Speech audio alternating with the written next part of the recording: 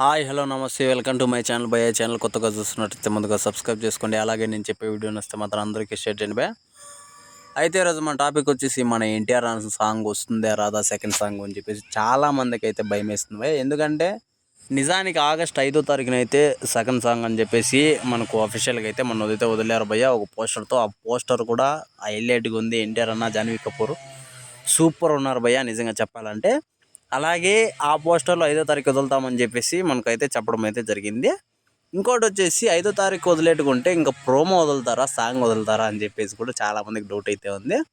లేకపోతే చాలామంది ఏం చెప్తున్నారంటే పోస్ట్ పోన్ అయిందా సాంగు, లేదంటే ముందు రోజే అంటే ఇవాళే మనకు వదలాలి కదా ప్రోమో అయినా అని చెప్పేసి చాలామంది అయితే కింద కామెంట్లో పెడుతున్నారు భయ్య.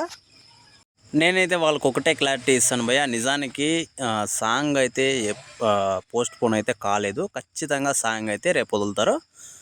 కాకపోతే రేపు ప్రోమో వదులుతారా లేకపోతే ఫుల్ సాంగ్ వదులుతారా అని చెప్పేసి మాత్రం తెలియదు భయ్య.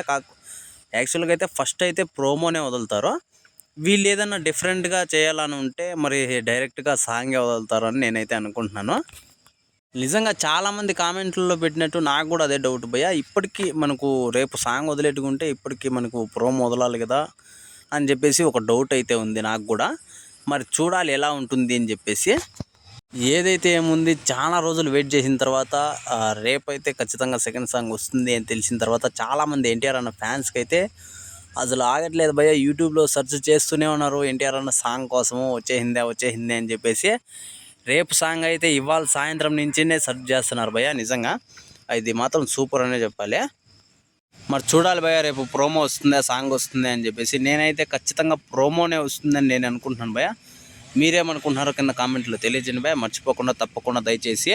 అలాగే ప్రతి ఒక్కరూ కింద కామెంట్లో మాత్రం జై ఎన్టీఆర్ అని మాత్రం టైప్ చేసేది మాత్రం మర్చిపోకుండా భయ్య.